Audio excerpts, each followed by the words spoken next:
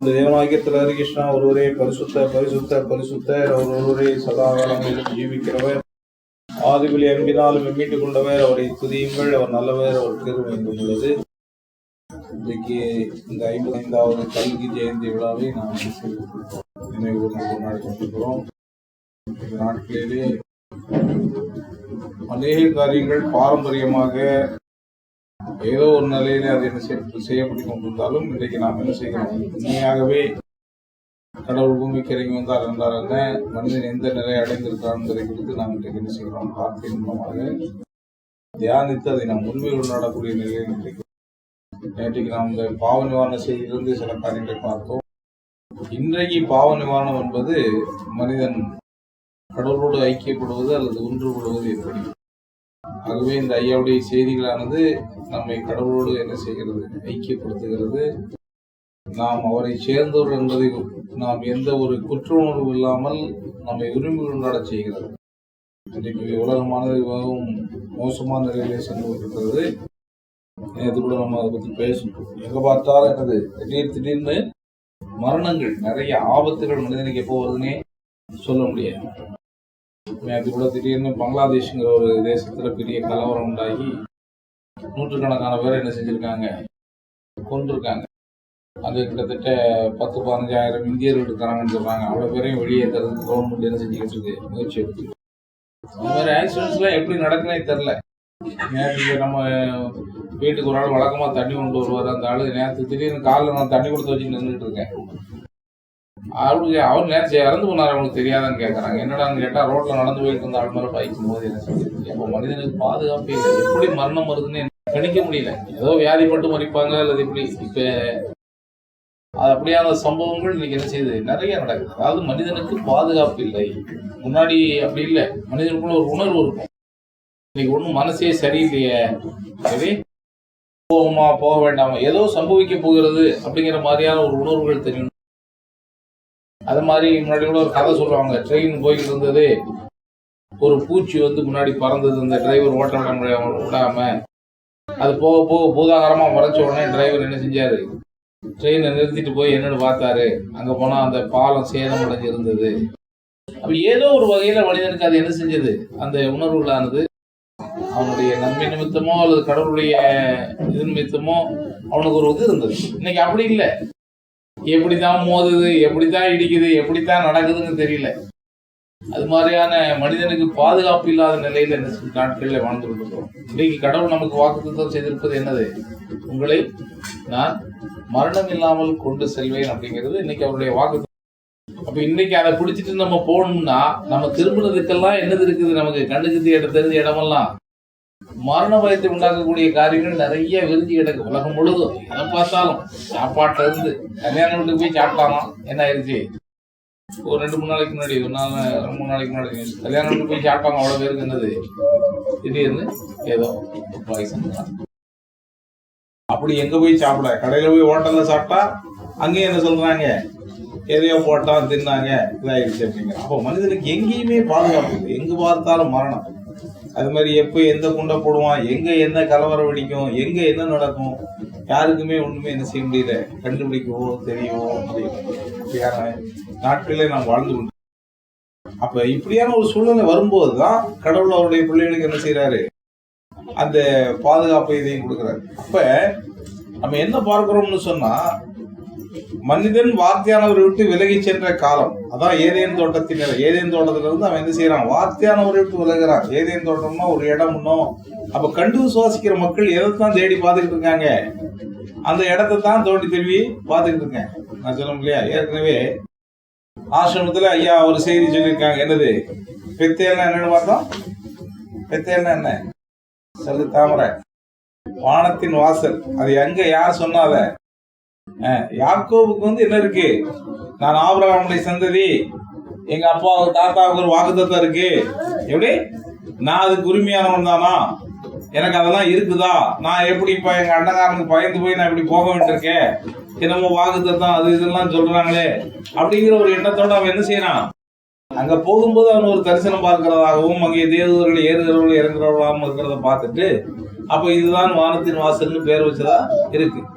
இன்னைக்கு இருக்கிற சமூகக்காரன் பூரா என்ன செஞ்சுக்கிறான், பெத்தேல் ஏல் பெத்தேல் அப்படின்னு என்ன செஞ்சுக்கிறான், பேர் வச்சுக்கிறான். அவங்க ஜபம் வாரத்துக்கு வாசல்னு.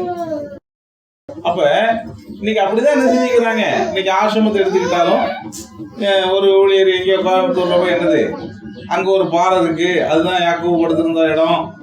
என்ன, அந்த பாறை மேல ஒரு ஏணி இருக்கும்.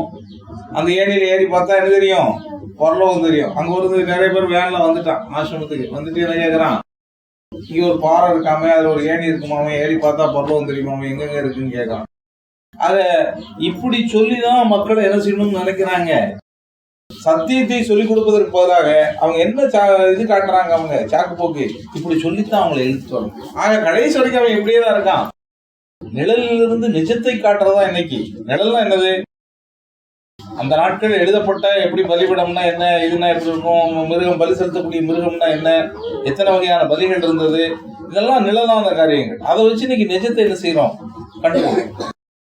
எப்படி 5 வகையான பலிமிருகங்கள் இருக்குன்னா அத்தகைய மனிதர்கள் மட்டும்தான் என்ன செய்ய முடியும், ஜீவனை கண்டுகொள்ள முடியும். அசுத்தமான மிருகங்கள் எங்க வர முடியாது, ஜீவன் கிட்டேயே வர முடியாது. அவர்கள் பூலோகத்துக்காக சில காரியங்களுக்காக என்ன செய்யப்பட்டவங்க, நியமிக்கப்பட்டவங்க. அதான் சொல்றாரு, யானையை கட்டி அவனா உடவுல அடிக்க முடியுமா, அதை அடிக்க முடியாது. அப்ப ஒவ்வொன்றுக்கும் கடவுள் ஒவ்வொரு சிசிப்பை செஞ்சு வச்சிருக்காரு, வச்சு வச்சிருக்கிறார்.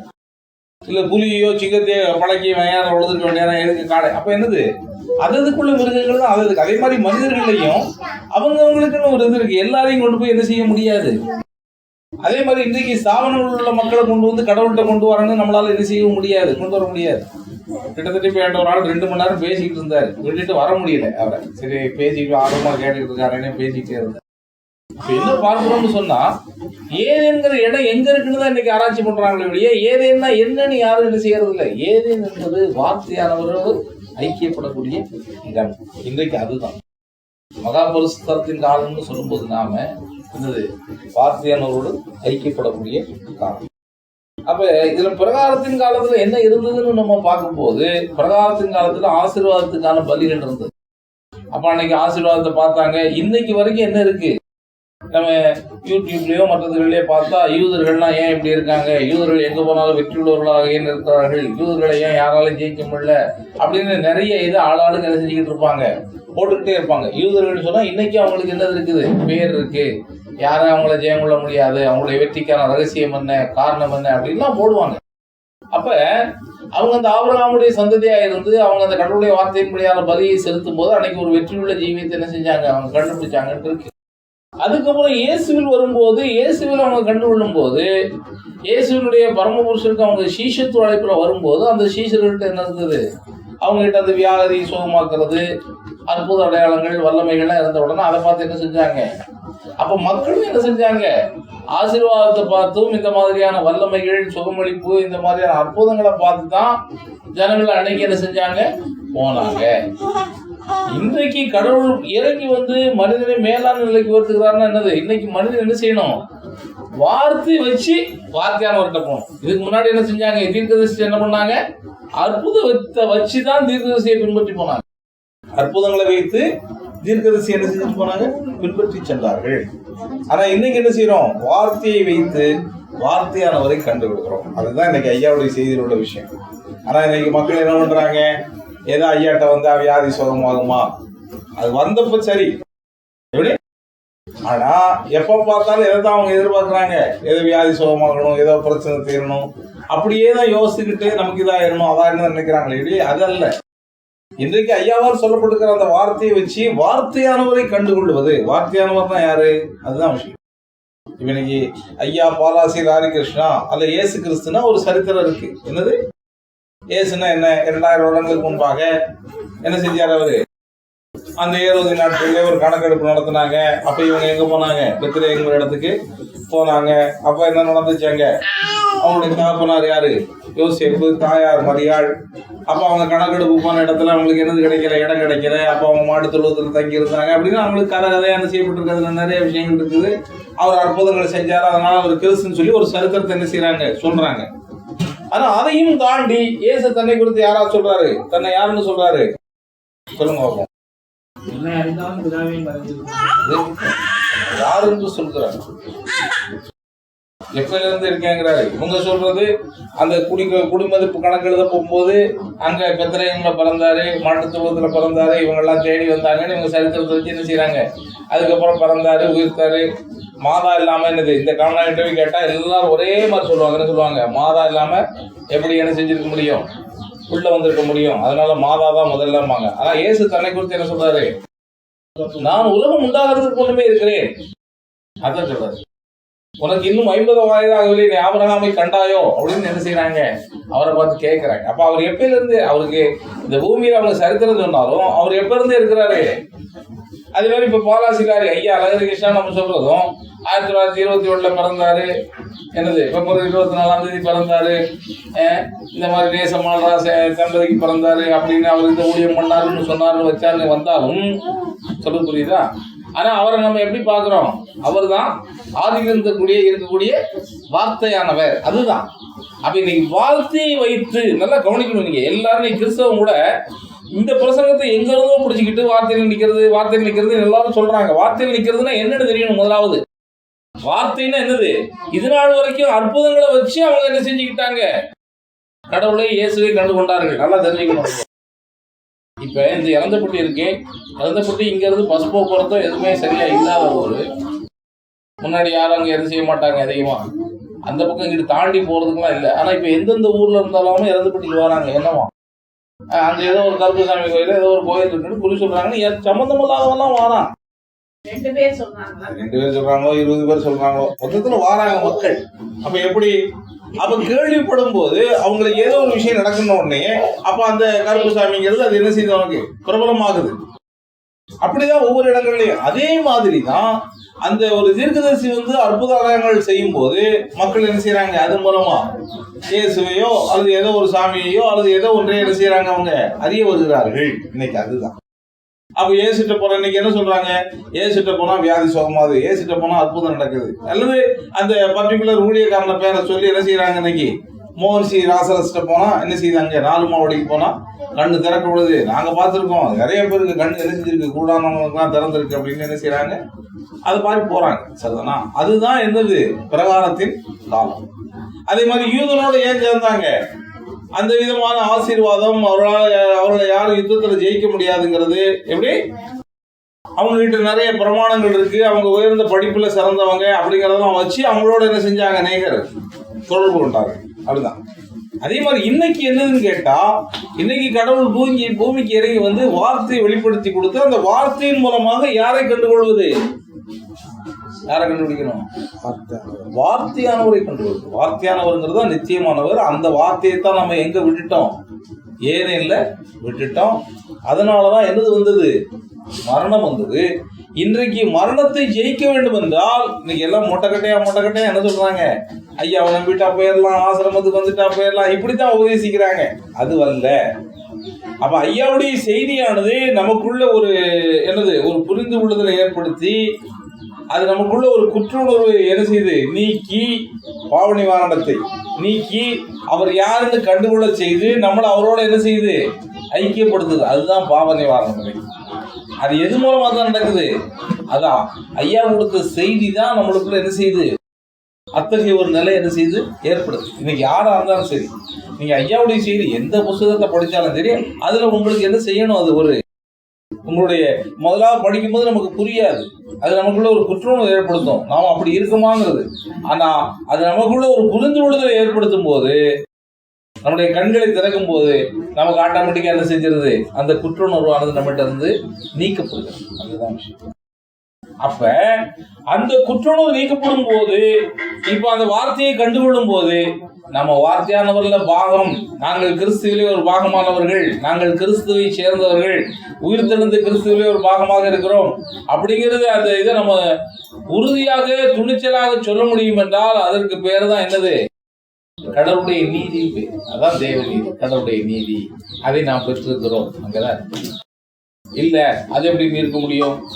நீ ஜெபமே பண்றது இல்ல, நீ வேதமே வாசிக்கிறது இல்ல, உனக்கு ஒண்ணுமே தெரிய மாட்டேங்க, உன்னை ஆசிரியத்து கூட விட மாட்டேங்காங்க, இப்படின்னு ஏதாவது ஒரு குற்றுணர்வு நம்மை தாக்குமானால் அங்கே, அப்ப அதுல இருந்து ஓவர் கம் பண்றது. இன்னைக்கு அதுதான் இன்னைக்கு எல்லாம். இன்னைக்கு இந்த காலில் பேசிட்டு இருந்தோம், அந்த ஆள் இதுல இருந்து கிறிஸ்டியனான ஆளு, அவங்கள்ட்ட என்ன சொல்லி இப்ப இது பண்ணி வச்சிருக்கிறாங்க, ஏசுதான், அதை விட்டா ஒண்ணும் இல்லை, மற்றதெல்லாம் இப்படி அப்படி. அப்ப நம்ம அவங்கள்ட்ட விளக்கம், வேதங்களின்படி கிருஷ்ணன் சொல்றதும் இயேசு சொல்றதும் ஒரே காரியத்தை தான், எந்த மாற்றமும் இல்லை. இன்னைக்கு நிறைய பேர் நிறைய கேள்வி கேட்கறாங்க. அதாவது ஆதாம்ல இருந்தாலும் காயின் ஆபேல் 2 பேர் தானே, அப்ப அவங்களுக்கு காயின் ஆல்ரெடி ஆபேலை கொன்னுட்டான், வேற பிள்ளைகளே கிடையாது. அப்படி இருக்க காயின் என்ன செஞ்சான், எப்படி பிள்ளை யாரை கல்யாணம் பண்ணான், அவன் நோத்துங்கிற தேசத்துக்கு போனதா இருக்கு, அந்த தேசம் எப்படி இருந்துச்சுன்னா என்ன செய்யறாங்க, கேள்வி கேட்கறாங்க. இதுக்கு விட யார்கிட்ட கிடையாது, எந்த கிறிஸ்தவ மக்கள்கிட்டையும் கிடையாது. ஏன்னா அவங்க ஒரு குறுகிய வட்டத்துக்குள்ள என்ன செய்யணும்னு நினைக்கிறாங்க, கொண்டு வர நினைக்கிறாங்க. நம்மளது அதுதான். நாம உலகம் உண்டாகி எத்தனையோ லட்சக்கணக்கான வருடங்கள் ஆயிடுச்சு, இதுக்கு முன்னாடி மனிதர்கள் இருந்திருக்கிறார்கள் நாம சொல்றோம். அப்ப ஐயா என்ன சொல்றாங்க, சப்தகன்னியர்கள் இருந்தாங்க, அவர்கள் என்ன செய்யப்படல, அந்த பிரளயத்தினாலே அழிக்கப்படவில்லை. நிறைய இருக்கு. அது மாதிரி இப்ப சாலமோன் ராஜா நிறைய அந்நிய ஸ்திரீகளை விவாகம் பண்ணினான், அவர்கள் தேவநாயகத்தை விட்டு அவனை விலக பண்ணினார்கள் இருக்கு. அப்ப அவன் எவ்வளவு சக்தி உள்ளவளா இருந்தா, ஒரு ராஜா, அவர் ஞானம் உள்ள உலகத்திலே பெரிய ஞானமான அவனே மாற்றுறாங்கன்னா அப்ப அவங்க எந்த அளவுக்கு இருப்பாங்க. அதனாலதான் நிறைய சட்டத்திட்டங்கள் எதுக்கு இருக்கு இன்னைக்கு. இப்ப நம்ம ஒரு பொண்ணு பார்க்கணும்னா நமக்கு பொண்ணை பத்தி எல்லாம் பிரச்சனை இல்லை, எது பிரச்சனை, அவருடைய மனம்தான் பிரச்சனையாக இருக்கிறது. அவங்க தங்களுடைய வழிகளுக்கு என்ன செஞ்சுட்டு போறாங்க. இந்துக்களா இருந்தா என்ன செய்யறாங்க, அவங்க சாஸ்திர சம்பிரதாயம், பின்னி சூனியம், குறி சொல்றது, மந்திரவாதிட்ட போறது, என்னது ரத்தத்தை எடுத்து பண்றது, அப்படி பண்றது, அந்த வழியில என்ன செஞ்சுட்டு போறாங்க பிள்ளைகள். கிறிஸ்தவங்களா இருந்தா என்ன செய்யறாங்க, அவருடைய ஸ்தாபன வழிகளுக்கு என்ன செஞ்சுட்டு போறாங்க, நம்மள இழுத்துட்டு போறாங்க. கடவுளை விட்டு தூரமா அவருடைய ஸ்தாபன வழிகளுக்கு நம்மள என்ன செஞ்சுட்டு போறாங்க, இழுத்துட்டு போறாங்க முறைமைகளுக்கு. அதனாலதான் இன்னைக்கு ரொம்ப நம்ம என்ன செய்ய வேண்டியது இருக்குது. அப்போ நம்ம எந்த விசுவாசத்துலதான், வார்த்தையானவர் ஏதோ ஒரு நிலையில என்ன செய்வார், அதை கிரியை செய்வாருங்கிறது விசுவாசத்துலதான் நம்ம அதை முன்னெடுத்துட்டு போகிறதுக்கு. யோசிச்சு பார்த்தா நம்ம என்ன செய்யவே முடியாது, எதையுமே செய்ய முடியாது. ஆனாலும் ஐயாவுடைய வார்த்தையின்படி பார்த்தா எது, கிறிஸ்தவங்களை விட இந்துக்கள் பரவாயில்லன்னு நினைக்கிறோம். ஆனாலும் அங்கேயும் சில என்ன செஞ்சுக்கிட்டு இருந்தோம், நாமளே போய் தெரியாதனமா சிக்கல்கள்ல சில நேரங்கள்ல நம்மளை அறியாமலேயே மாட்டி கொடுக்குறோம். இப்போ நம்ம பிள்ளைகள்லாம் எப்படி இருக்கு, முதல்ல எல்லாம் சரிங்க அங்கே, பிறகு என்னது, அந்த பிள்ளைய பார்த்தா அந்த காலில் ஒரு கயிறு, அந்த அது பார்த்தாலே என்னது. இதே பழைய நம்ம ஆளா இருந்தா நம்ம என்ன செஞ்சுருவோம், கோவப்படுவோம், இல்லை அவங்கள சேர்த்துக்க மாட்டோம், வழி இருக்கிறோம். அப்போ வார்த்தையானவருடைய பிள்ளைகள்னா இப்படித்தான் இருக்கணும், நமக்கான பாதுகாப்புனா இந்த நிலையில தான் நம்ம போதிச்சுக்கிட்டு இருக்கோம். ஆனா நம்ம பிள்ளைகளே எப்படி இருக்கு, அது என்னது, காலில் கயிறு, கேத்துல கயிறு, கழுத்துல கயிறு, சரி நம்ம ஒன்றும் சொல்ல முடியல. ஏன் நம்ம இவ்வளவு கற்றுக் கொடுத்தும் நம்முடைய பிள்ளைகள் என்ன இல்லை, அதுக்கு உறுதியா நிற்க முடியல. அவங்க அது என்னதுன்னே அவங்களுக்கு தெரியல, ஏதோ கண்ணை கட்டி காட்ட விட்ட மாதிரி அவங்களுடைய நிலைகள். அதான் விஷயம். தாமரை கூட இப்போ நல்லா தான் இருக்கா, நகரி கிருஷ்ணாவா இருக்கா, உறுதியா இருக்கா. அதனால கல்யாணம் கட்டினா எப்படி ஆயிடுறாங்க, புருஷனே கதி ஆயிடும். போங்கம்மா, உங்களை நான் வேண்டான்னு சொல்லலை, எங்க வேணாலும் போங்க. நான் என்ன சொல்றேன், எங்க வேணாலும் போங்க. இப்ப இந்த காலம் யாரையும் கண்டிஷன் பண்றதுக்கோ இதுக்கு உள்ள காலம் அல்ல. இன்னொன்று விஷயம் இருக்கு, இப்ப நாம இப்ப பேசுறது இங்க உட்கார்ந்து இருக்கிறவங்களுக்காக பேசல, நாம சில விஷயங்கள் ஒண்ணுமே சொல்லலை. என்ன சொல்லணும்னா, இப்ப நம்ம இந்த செய்திகள் ஏதோ ஒரு நிலையில நம்ம சில விஷயங்களை அறிஞ்சு என்ன செய்யணும், நம்ம உலகத்தில் உள்ள மக்களுக்கு தெரியப்படுத்திட்டு இருக்கோம். அதுக்கு தான் பேசுறோம். இங்க இருக்கிற ஒவ்வொருத்தரையும் குறை சொல்லிட்டு இருந்தா அப்புறம் அவ என்ன கடிப்பா, நான் அவளை கடிப்பேன், இப்படி மாறி மாறி கடிச்சிட்டு குறை சொல்வதற்காக உள்ள இடம் அல்ல இது. ரெண்டாவது இன்னைக்கு உள்ள காலங்களும். ஆனா நீங்களும் சில விஷயங்களை அறிஞ்சுக்கிட்டு ஓரளவுக்கு இதாக இருந்தால் நீங்க கடவுளுக்காக நிற்பீங்கன்னா உங்களுக்கு அங்க என்ன கிடைக்கும், உங்களுக்கு கடவுள்ல இருந்து ஒரு சப்போர்ட் கிடைக்கும். ஆனா நீங்க என்ன செஞ்சிடுறீங்க, அதுக்கு நிக்கிறதுக்கு போதில்ல என்னதான் செய்றீங்க, அந்த பக்கம் சாயறதுக்கு தான் எல்லாருமே. அதான் இப்ப கண்டு விசுவாசிக்கிற தன்மையின் பக்கத்துலதான் மக்கள் என்ன செய்யறாங்க, விழாவுக்கு பாக்குறாங்க. இன்னைக்கு 55 வருஷம் ஆச்சு. ஐயா என்ன சொல்றாங்க, வார்த்தையை நோக்கி பார்த்து வார்த்தையானவரை கண்டுகள்னு சொன்னா இன்னைக்கு அவ்வளவு ஜனங்களும் எதான் பார்த்துட்டு இருக்காங்க, ஆசிரமம் சரி, அங்க இருக்கிற தலைமை அவங்க என்ன சொல்றாங்களோ அதுதான் செய்வோம். அப்போ வார்த்தை சொல்றது என்னது, அதை யாரும் என்ன செய்யவில்லை, கண்டுகொள்ள. அப்ப இன்றைக்கு வார்த்தையை பார்த்து வார்த்தையானவரை கண்டுகொள்வதுதான் இன்னைக்கு நமக்கு என்னது. வார்த்தையானவரை அறிந்து கொள்ளும் போது, கண்டுகொள்ளும் போது நம்ம எங்க போறோம், இன்னைக்கு ஏதேன் தோட்டத்துக்குள்ள போறோம். அதுதான் அந்த வார்த்தையானவர் என்னங்கிறது தான் இப்போ நாம நேரத்து கூட என்ன செஞ்சோம், கொஞ்சம் தியானிச்சு பார்ப்போம். அப்ப தீர்க்கதரிசியினுடைய காலம்ங்கிறது என்னது, தீர்க்கதரிசி என்ன சொல்றான், இனிமேல் உள்ள காலம் எப்படி சொல்ல முடியாது. கர்த்தர் உரைக்கிறதாவது அல்லது தேவனாய் கர்த்தர் உரைக்கிறதாவதுன்னு என்ன செய்ய முடியாது, இனிமேல் சொல்ல முடியாது. காரணம் என்ன, இப்ப வார்த்தையானவர் என்ன செஞ்சாச்சு, வந்தாச்சு. அதுதான் ஆசிரியர் இறுதியா சொல்றாரு. இப்ப நம்ம சொல்ற செய்தி அதுதான். இப்ப வார்த்தையானவர் வந்தாகி விட்டது, இனிமேல் என்ன செய்ய முடியாது, அரசாட்சிக்கு அந்த மனிதன் வந்தாச்சு. இனிமே யாராவது எழுப்பிட்டு நாங்க கர்த்தருடைய தீர்க்கதரிசி நாங்க சொல்றதுதான், எப்படி இன்னைக்கு கூட காலைல பாக்குறேன், ஒரு இதுல போடுறான், ஊழியக்காரனுக்கும் ஊழியக்காரனுடைய குடும்பத்திற்கும் விசுவாசிகள் அடிமையா அப்படின்னு ஒருத்தன் கேள்வி போட்டு என்ன செய்யறான், சரி. ஆமா, அப்ப இன்னைக்கு நிறைய பாஸ்டர்கள் அப்படித்தான் என்ன செய்யறாங்க, அப்படி அடிமைப்படுத்தி வச்சுக்கிட்டு இருக்காங்க. அவங்க சொல்றதுதான் கேட்கணும், அவங்க குடும்பம் எல்லாருமே என்ன செய்யணும், நான் சொல்றதுதான் கேட்கணும்னு என்ன செய்யறாங்க. அதுக்கு அவங்க என்ன சொல்றாங்க, நாங்க கடவுளுடைய பிரதிநிதிகள். இப்படி ஏதோ ஒரு நிலையில ஜனங்களை பயம் காட்டி என்ன செஞ்சு வச்சிருக்கிறாங்க. வார்த்தையானவருங்கிறது இன்னைக்கு இருக்கிறதுலயே உலகத்திலேயே மிக மேலான நிலை. அந்த இடத்துக்கு போயிட்டோம்னா நாம எந்த ஸ்தாபனத்துக்கோ யாருக்குமே மதத்துக்கோ எந்த இயக்கத்துக்கோ எந்த தலைவர்களுக்கோ யாருக்குமே நம்ம கட்டுப்பட்டவர்களே கிடையாது. இப்ப இன்னைக்கு நம்ம பரிசுரத்துல கூட பார்த்தோம்னு சொன்னா இயேசு என்ன செய்யறாரு, நமக்காக பரிந்து பேசக்கூடிய மத்தியஸ்தரா இருக்கிறாரு. எப்படி அவருடைய நாமத்துல நம்ம ஜெபம் பண்ணான்னு சொன்னாலும் இன்னைக்கு ரோமன் கேத்தலிக்ல என்ன சொல்லி கொடுக்குறாங்க, நீங்க பரிசுத்தவான்கள் மூலமா தான் என்ன செய்யணும், இயேசுவின் இடத்துல போகணும். மரியாள் மூலமா தான் நீங்க என்ன செய்யணும், இயேசுட்ட போகணும். அப்ப அவங்களுடைய கணக்குப்படி நாம பரிசுத்தவான்கள் மூலமா இயேசுட்ட போகணும். அங்கிருந்து இயேசு என்ன செய்வாரு, பரிசுத்தவான்கள்ட்ட இருந்து கேட்டு அவரு பிதாவிட்ட அதை என்ன செய்வாரு, கொண்டு போவாரு. அப்படிதான் அவங்க என்ன செய்யறாங்க. ஆனா பைபிள் அப்படி இருக்கா, இல்லை. பைபிள் என்ன சொல்லுது, நேரடியாக நீங்க என்ன செய்ய முடியும், அவருடைய நாமத்துல உரிமை கொண்டாட முடியும். நீங்க பிள்ளைகளா இருக்கிறீங்க, நீங்க தத்து புத்தர்கள் என்னது பிள்ளைகள், நீங்க நேரடியாவே அப்பா பிதாவின்னு கூப்பிட உரிமையை பெற்றிருக்கிறீர்கள் அப்படின்னு சொல்லி என்ன செய்யுது வேதம் நமக்கு சொல்லுது. ஆனா அவங்க என்ன செய்யறாங்க, அதே மாதிரிதான் இன்னைக்கு வார்த்தையானவர்னு சொல்லக்கூடிய அந்த இடத்துக்கு வந்த பிறகும் எங்க மூலமா தான் நீங்க போக முடியும், உங்க மூலமா தான் போக முடியும்னு சொல்லி என்ன செய்யறாங்க. இன்னைக்கு எப்படி ஆசிரமத்துக்கு வந்தாதான், அப்ப கடவுளை எங்கும் தொழுது கொள்ளும் காலம் வருகிறதுன்னு வந்த பிறகு இப்ப இன்னைக்கு என்ன சொல்றாங்க, பர்டிகுலர் இந்த இடத்துக்கு வந்தாதான் நீங்க என்ன செய்ய முடியும். அது எந்த இடம், அதுதான் முக்கியம். அது எந்த இடம், அந்த வார்த்தை அந்த இடத்துக்கு வரணும் மனிதன்.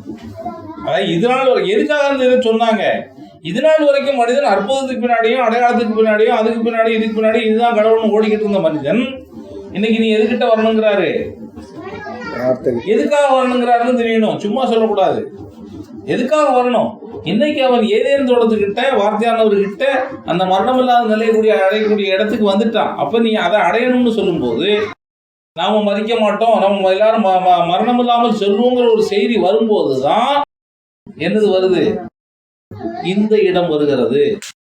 இதை நீங்க இந்த இடத்தை பரிசுத்தத்துல இருந்துகிட்டு பேச முடியாது. இன்னைக்கு எல்லாரும் காப்பி அடிச்சுட்டு என்ன செய்யறான், இப்ப கேத்தலிக்ல இருந்து எல்லாரும் வார்த்தைன்னு இன்னைக்கு பேச ஆரம்பிக்கிறாங்க.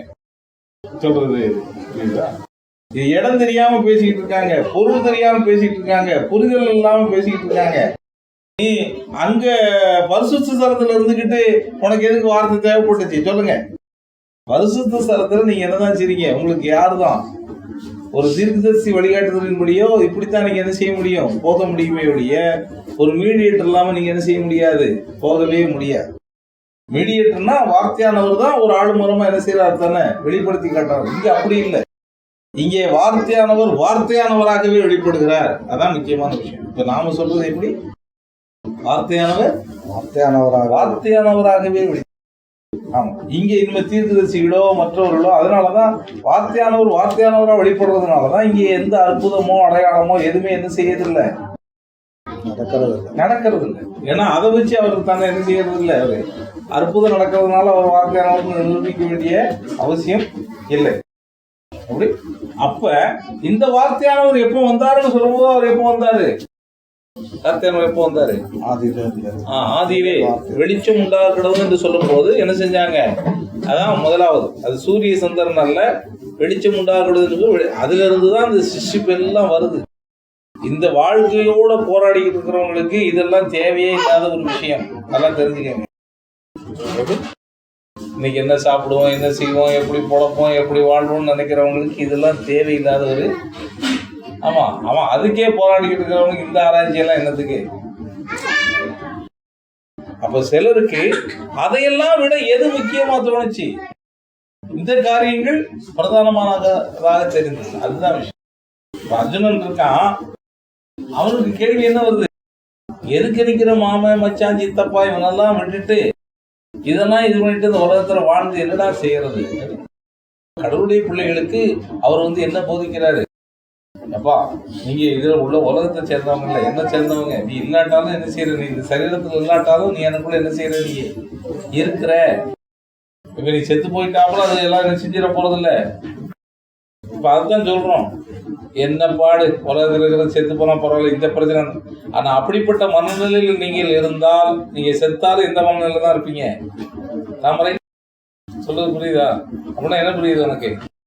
சரீரத்துல இல்லாட்டாலும் நீங்க என்ன செய்றீங்க சொல்லு? நீங்க இருக்கிறீங்க. அதுதான் அங்க புரியாம பேசுறாங்க மக்கள். ஏதோ சரீரத்தை விட்டு செத்துட்டா எல்லா பாடும் முடிஞ்சு போச்சு அப்படின்னு நினைக்கிறாங்க. இல்லை, மனம்ங்கிறது என்ன செய்யத்தான் செய்யுது? இருக்கத்தான் செய்யுது. இவ்வளவு கடன் பிரச்சனை, இவ்வளவு தொல்லையா அப்படின்னு குடும்பமா செத்துறோண்டு இப்ப நிறைய என்ன செய்யறாங்க, எங்க பார்த்தாலும். இப்ப கூட 4 நாளைக்கு முன்னாடி மூவ்மெண்ட்ல ஒருத்தன் நிறைய கடனை வாங்கி வச்சுட்டு செத்துட்டான்னு சொல்லி மருந்த குடி செத்துட்டான்னு சொல்லி எங்க காட்ட செத்து கிடந்தாங்க. என்னன்னு கேட்டா நிறைய கடன் தொல்லை. அப்படி செத்துட்டா அது முடிஞ்சிருந்த விஷயம் அல்ல. உலகத்துக்கு வேணா நீங்க என்ன செய்யலாம், நீங்க இல்லாத மாதிரி காட்டிக்கலாம். ஆனா உங்களுடைய மனம் என்ன செஞ்சுதான் இருக்குது அங்க.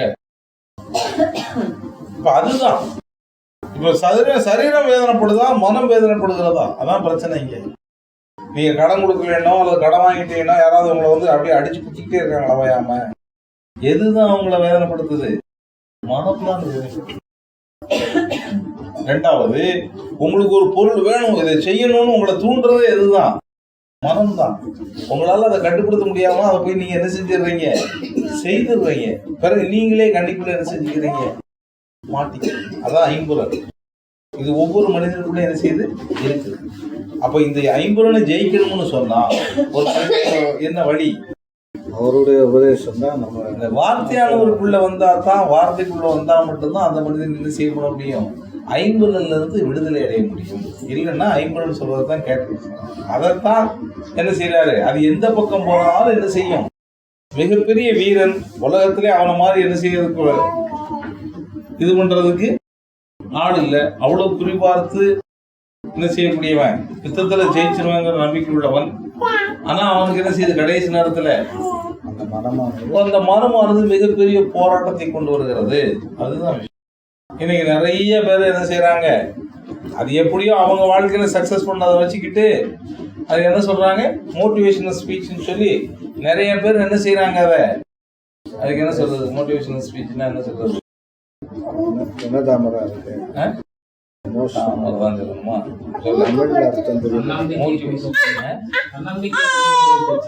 கேட்கிற நேரம் தான் அது ஒரு இதா தெரியும். அது நீங்க வேற. இப்ப அது நமக்கு நம்ம சொல்றது இப்ப அதுக்கான அர்த்தம் இல்லை. மோட்டிவேஷனல்ங்கிறதுக்கான அர்த்தம் அதாவது மனிதனுக்குள்ள ஒரு உற்சாகத்தை, தன்னம்பிக்கை ஏற்படுத்துறது. தன்னம்பிக்கை சரியான வார்த்தைகள் மோட்டிவேஷனல் ஸ்பீச். அப்போ ஒவ்வொருத்தரும் என்னது, நீ விட்டுறாத, இப்படி உனக்குள்ளேயும் தைரியம் இருக்கு, உனக்குள்ளேயும் திறமை இருக்கு, நீ முன்னேறிடலாம் அப்படின்னு சொல்லி என்ன செய்யறாங்க, தோல்வி எதுக்கும் ஒரு முடிவு இது இல்லை அது இல்லைன்னு சொல்லி என்ன செஞ்சிடலாம்னு நினைக்கிறாங்க. ஆனால் அது நிலையானதல்ல. சொல்றது புரியுதா? அது அந்த ஸ்பீச்சை கேட்குற இடத்துல என்ன செய்யும், உங்களுக்கு நல்லா இருக்கும். திரும்பி வெளியே வந்தவொடனே என்ன செஞ்சிடும், அது புசுக்குன்னு போயிடும். சினிமா பார்த்தவொடனே விஜய் மாதிரி நம்மளும் நடக்கணும்னு தோணும். வேற 2 நாள் ஆயிடுச்சுன்னா என்ன செஞ்சிடும், அது புசுக்குன்னு குறைஞ்சிடும். போர் அடிச்சது, அவளுக்கே போர் அடிக்கும். வயசு என்னமா, வயசு என்ன 11? 11 வயசுலயே போர் அடிக்கும். நமக்கு 11 வயசுல போர் அடிக்குதுன்னா என்னங்கிற வார்த்தையே தெரியாது. முதல்ல சென்னைக்கெல்லாம் போனப்பறதான் பேஜாராக்குதுன்னு அவன் தான் சொல்லிதான் தெரியும். நமக்கு இங்க பேஜாரே கிடையாது. ஏன், இங்கிட்டு போனா ஆடிட்டு போயிடும், அங்கிட்டு போனா ஆடிட்டு போயிடும், அங்கிட்டு போனா அந்த மரத்துல ஏறுவோம், இங்கிட்டு போனா இப்ப ஏன் இவங்களுக்கு போர் அடிக்குது, கெட்டிப்பட்ட மாதிரி என்ன செய்வாங்க, ஆசிரியர் என்ன சொல்லுவார் இல்லையா, பிள்ளைகளை வீட்டுக்குள்ள அடைச்ச உடனே போர் அடிக்கிறதுனா என்னங்கிறது 11 வயசுலயே தெரிஞ்சிருது. அது மாதிரிதான் கட்டுப்பாடுங்கிற ஒண்ணு வரும்போது அங்க என்ன செய்யப்படுது, ஒரு போர் அடிக்கிறதுனா என்னங்கிறது தெரியும். சரி, அப்ப இங்க என்ன நடக்குது அப்படின்னா, இப்ப அதான் நம்ம சொல்லி கொடுக்குறோம். இன்னைக்கு என்னன்னா, இன்னைக்கு மோட்டிவேஷனல் ஸ்பீச்சுங்கிறது ஈஸியா கேட்கிறோம் நம்ம. என்ன அதுக்கு அவங்க புராணத்துல இருந்தும் கதை சொல்றாங்க, என்ன பைபிள்ல இருந்தும் கதை சொல்றாங்க. என்ன அந்த பிரவீன் சுல்தானான்னு ஒருத்தியாவா பைபிள்ல என்னது சிம்சோனுடைய இதை எடுத்து அவன் என்ன செய்வா, எடே அவன் வீரன் தெரியுமா, அப்படி தெரியுமா, என்ன பெரிய நிறைய தெரிஞ்ச மாதிரி பேசுறாங்க. இப்படி பலரும் பல விதமா இருக்காங்க. ஆனா வார்த்தையாளருடைய செய்தி உங்களை என்ன செய்யுது, உயிர்ப்பிக்குது. அதுதான் விஷயம்.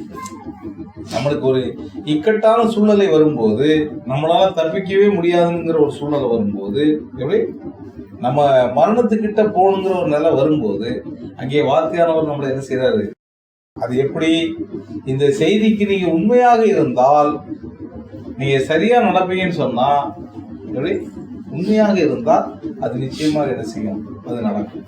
இப்ப நாம என்ன சொல்றோம்னா, அந்த செய்திக்கு உண்மையாக இருந்ததன் மூலமாக நாம் வார்த்தையானவரை கண்டுகொண்டோம், அந்த குற்றுணர்வு என்ன செஞ்சது, நம்மகிட்ட இருந்து நீக்கப்பட்டுருச்சு அப்படிங்கிறது தான் நம்ம சொல்றோம். இன்னைக்கு வார்த்தையானவர் தான் என்ன, எப்படி நீக்கப்பட்டது, எப்படி இன்னைக்கு நாம எதுக்கெல்லாம் கட்டுப்பட்டவர்கள் அல்ல, நிழலாகி எந்த விஷயத்துக்கு நாம என்ன செஞ்சவங்க இல்ல, கட்டுப்பட்டவர்களே கிடையாது.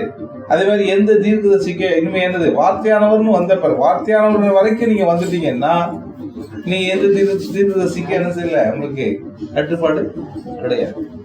அதுதான் நம்ம சொல்றோம். அதுக்காக நீங்க எப்படியோ இருந்துகிட்டு எங்களுக்கு யாரு வேண்டாம்னு சொன்னா அதுல வரக்கூடிய பிரச்சனையை உங்களால சால்வ் பண்ண முடியுமான்னா தெரியாது. செய்தியே வாசிக்கிறேன்னா எப்படி உங்களுக்கு மேற்கொள்ளுதல் வரும், வராது. அட்லீஸ்ட் ஓய்வு நாளை நம்மளால கடைப்பிடிக்க முடியாட்டாலும் நமக்கு என்ன எண்ணமாவது இருக்கணும், இன்றைக்கு ஓய்வு நாளுங்கிறதாவது இருக்கணும், நினைவுல இருக்கணும். ஆசிரிக்கே நினைப்பாயாக, அப்போ ஓய்வு நாளுங்கிறதா நினைவுல இருக்கணும். அட்லீஸ்ட் அன்னைக்கு ஒரு நாள் ஒரு சமையலாவது பண்ண முடியாம, அடுப்பு என்னது மெயினான காரியம் என்னது, வாசஸ்தலங்களிலிருந்தும் நெருப்பு மூட்டாக இருக்கிறாங்க, ஏன் செய்யாம இருக்க முடியாதா? அப்படி பார்த்தா நம்ம முழு நாளுமே இல்லை. எப்படி சாயங்காலம் செஞ்சு நைட்டு நல்லா சாப்பிடுறோம், மறுநாள் காலையிலையும் மத்தியானம் தான், அதுக்கப்புறம் நைட்டு செய்ய ஆரம்பிச்சிடுறோம். அது ஒரு பெரிய விஷயமே என்னது கிடையாது. ஆனாலும் என்ன செய்யறோம், அன்னைக்கு சமையல் பண்ண பார்க்கணும். அது என்ன, இதே மற்ற காரியங்களுக்கெல்லாம் நம்ம எத்தனையோ நாள் என்ன செய்யாம இருக்கிறோம், வேலையை பார்க்காம இருக்கிறோம், செய்யாம இருக்கிறோம். சரிதானா, ஏதோ சண்டை பிரச்சனை. ஆனா ஓய்வு நாள்னு வந்தா மட்டும் நம்ம யாரை பிரியப்படுத்துன்னு நினைக்கிறோம், மாமியா கேப்பா, இல்ல அவ கேப்பா, இவ கேப்பா, புருஷன் கேப்பா, இவங்க கேப்பான்னு ஏதோ ஒரு சாக்கு சொல்றதுக்கு என்ன செய்யறோம், முயற்சி செய்கிறோம்.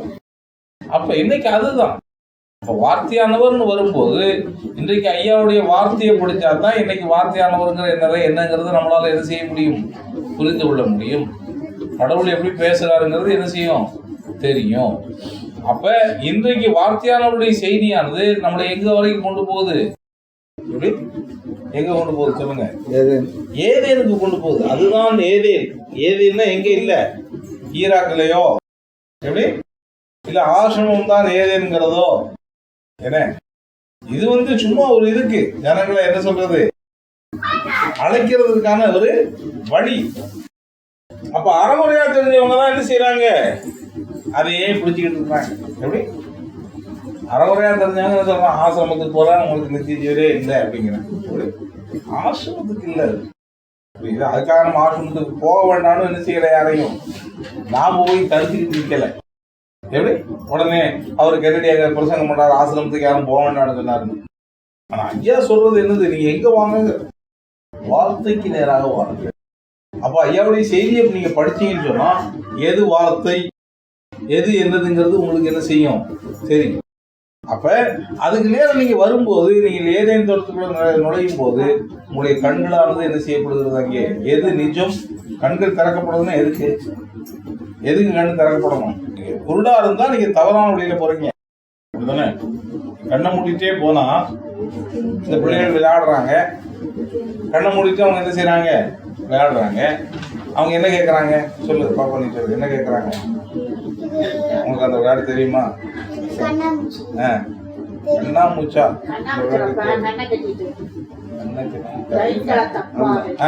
அது என்ன விளையாட்டு இல்லையா? ரைட்டா தப்பா? எதுக்கு ரைட்டா தப்பான்னு கேள்வி கேட்கணும். கட்டம் போட்டு அந்த வட்டத்துக்கு அப்படியா? சரி, அது எதுக்கு ரைட்டா தப்பான்னு கேட்கணும். ரைட்டா தப்பான்னு சரியா வச்சிருக்கனா? எதுக்கு அப்படி கேட்கறாங்க? அவன் கண்ணை கெட்டிருக்கணும் ரைட்டா தப்பான்னு கேட்கறான். அவன் கண்ணை திறந்துகிட்டு ரைட்டா தப்பான்னு கேட்க வேண்டிய அவசியம் இல்லை. அங்க எப்படி கண்ணை கெட்டி இருக்கிறதுனாலதான் ரைட்டா தப்பா ரைட்டா தப்பாங்க உடனே ரைட்டுங்கிறாங்க. சரிதானா? அப்ப நம்ம ஏதேனுக்குள்ள வரும்போது, அங்க வார்த்தையானவருக்குள்ள வரும்போது நம்முடைய கண்கள் என்ன செய்யப்படுகிறது? திறக்கப்படுகிறது. அப்ப நம்ம ரைட்டா தப்பான்னு கேட்க வேண்டாம்.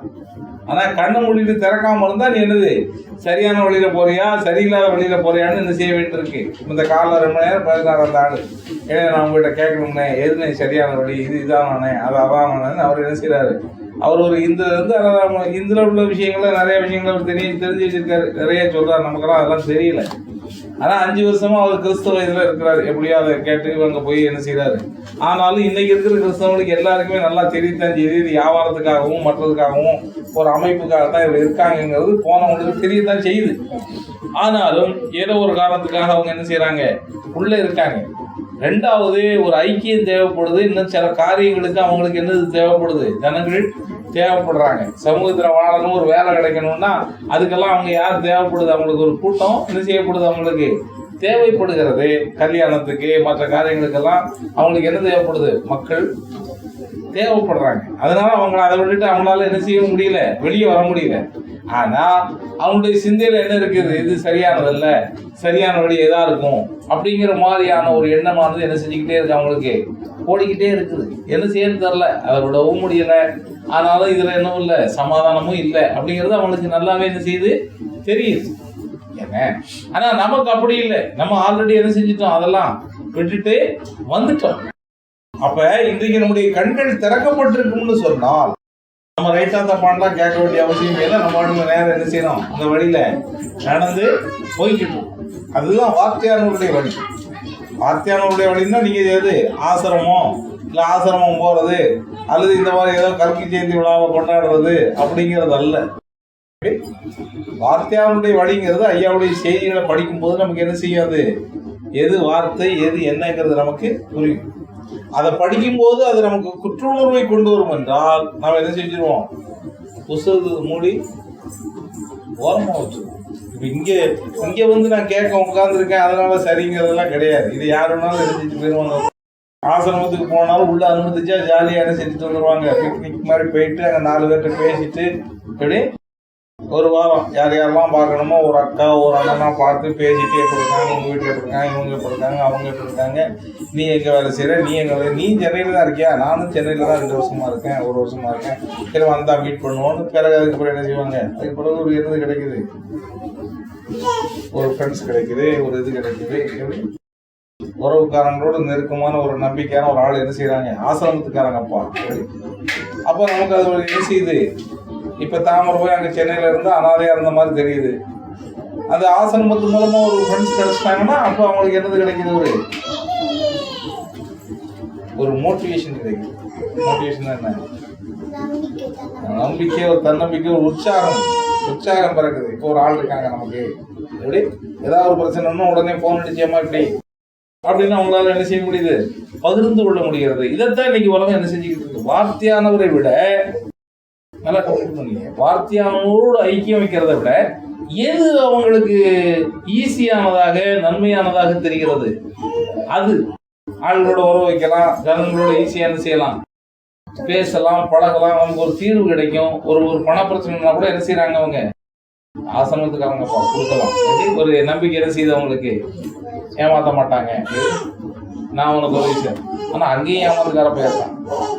அங்கேயும் என்ன செஞ்சாங்க, ஒரு கால டைம்களெல்லாம் என்ன இருந்துச்சு, நிறைய பேர் நாங்கள் ஆசிரமத்துக்காரங்கன்னு சொல்லி இது வரைக்கும் அவன் யார் என்னன்னே தெரியாது. எப்படி இன்னைக்கு 55வது சம்மர் கேம்ப் இந்த கேம்ப் கூட்டத்தில் இன்னைக்கு தாமரை போய் கலந்துக்கிறான்னு வச்சுக்கிடுவோமே.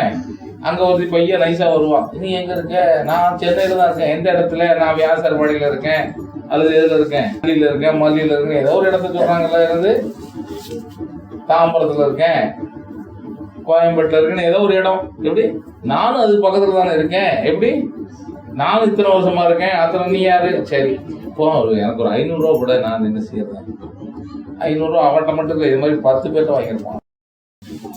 கடைசியில் சென்னைக்கு போய் இந்த மாதிரி இந்த இடத்துல சொன்னாருன்னு அங்கே போய் பார்த்தா அப்படி ஒரு அட்ரஸ் இருக்காது, அங்கே ஒரு ஆளும் இருக்காது. எப்படி அப்படி ஏமாத்துறதுக்குன்னே ஒரு குரூப் ஆஃப் பீப்புள் அப்படி வந்தாங்கன்னு இருக்கு. ஆசிரியனாலே என்ன செய்யறாரு சொல்றாரு, ஐயாவும் சொல்லியிருக்காங்க.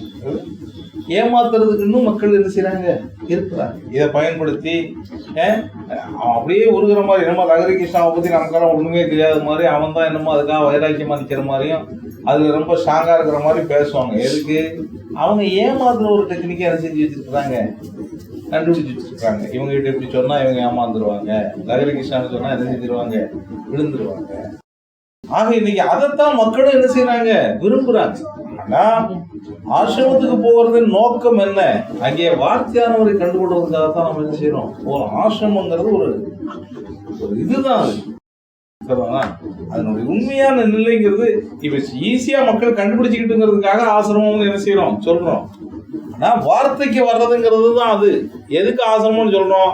அங்க ஐயா இருந்து அந்த வார்த்தையை வெளிப்படுத்தி கொடுக்கறதுனால அந்த நீங்க அங்க வாங்கன்றத என்ன செய்யறோம் நம்ம சொல்றோம். சொல்றது புரியுதா? அப்பா அதுக்கு வழியத்தான் அவங்க காட்டணுமே ஒழிய இன்னைக்கு அதெல்லாம் என்ன செய்ய மாறி போச்சு.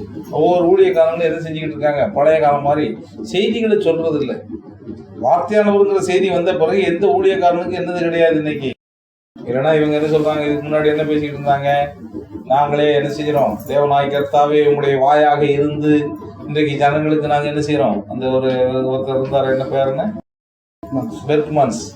ஆமா, கடவுளுடைய வாயாக இருந்து இன்றைக்கு நம்முடைய வாயா இருந்து இவங்க பேசுறது பூரா என்னதான், இப்ப இன்னைக்கு கென்னடி பேசுறது பூரா வாயா இருந்து என்னது, யாரும் பேசுறது இல்ல, வார்த்தையான ஒரு கடவுள் பேசுறது இல்ல. நீங்க அப்படி யாரும் நினைச்சுக்கிறாதீங்க. செய்தியினுடைய வெளிப்படுத்துறதை கொடுக்கும் போது அதனுடைய டோட்டலா கிரகிச்சு சொல்லும் போது மட்டும்தான் என்னவா இருக்கிறோம், நம்ம கடவுளுடைய வார்த்தை எடுத்து பேசுறோம். நல்லா தெரிஞ்சுக்கணும். இந்த ஊர் கதை உலகத்து கதை எல்லாம் பேசும்போது கென்னடியா தான் பேசிக்கிட்டு இருக்காரு. அவர் போனா என்னவோ அதை அப்படிதான் பேசிக்கிட்டு இருக்காரு அவரு. சொல்ல புரியுதா? கென்னடி போன கொஞ்சம் ஸ்பீடா பேசுறதா இருக்கும், அல்லது கொஞ்சம் இதா, அதே லாசர் பேசுனாலும் அவன் கொஞ்சம் இறங்கி இறங்கி அது அவருடைய குணபாவம். புரியுதா? அதனால கடவுள் தான் பேசுறாருங்கிறதுலாம் கிடையாது. எந்த இடத்துல பேசுறோம்னா இதை கிரகிச்சு பேசுறோம் இல்லையா, அந்த இடத்துலதான் வார்த்தையாளருடைய செய்திகளை நம்ம எடுத்து இதுதான் அப்படிங்கறத என்ன செய்யணும், ஆணித்தரமா ஒரு கிரகிப்பு எடுத்து பேசணும். ஏதேன்னா எது அப்படிங்கறத நம்ம பேசும்போது இது வார்த்தையானவருடைய செய்தியாக. அப்ப ஏதேனுக்குள்ள நுழையும் போது நீங்கள் வார்த்தையானவரோடு ஐக்கிய வைக்கிறீர்கள். வார்த்தையானவர்னா யாரு? மரணம் இல்லாத ஒரு நித்தியமான ஆள். அதான்.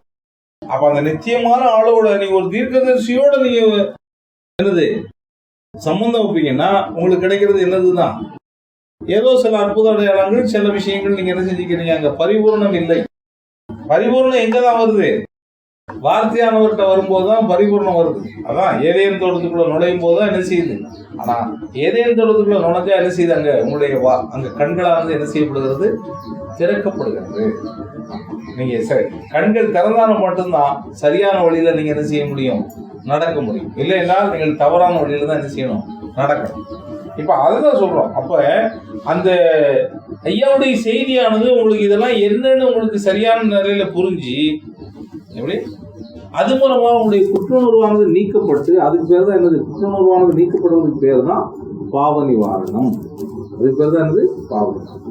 அப்ப அந்த பாவ நிவாரணம் கிடைக்கும் போது வார்த்தை என்னதுங்கிறது உங்களுக்கு திறக்கப்படும் போது நீங்கள் ஏதேனுக்குள்ளே வார்த்தையானவர்களோடு ஒன்றுபட்டு இப்பொழுது நீங்கள் தைரியமாக என்ன சொல்லுகிறீர்கள், நாங்கள் வார்த்தையானவர்கள் ஒரு பாகமாக இருக்கிறோம்னு சொல்றதுக்கு பேர் தான் என்னது, கடவுளுடைய நீதி, தேவ நீதி. அதான் சொல்றாரு.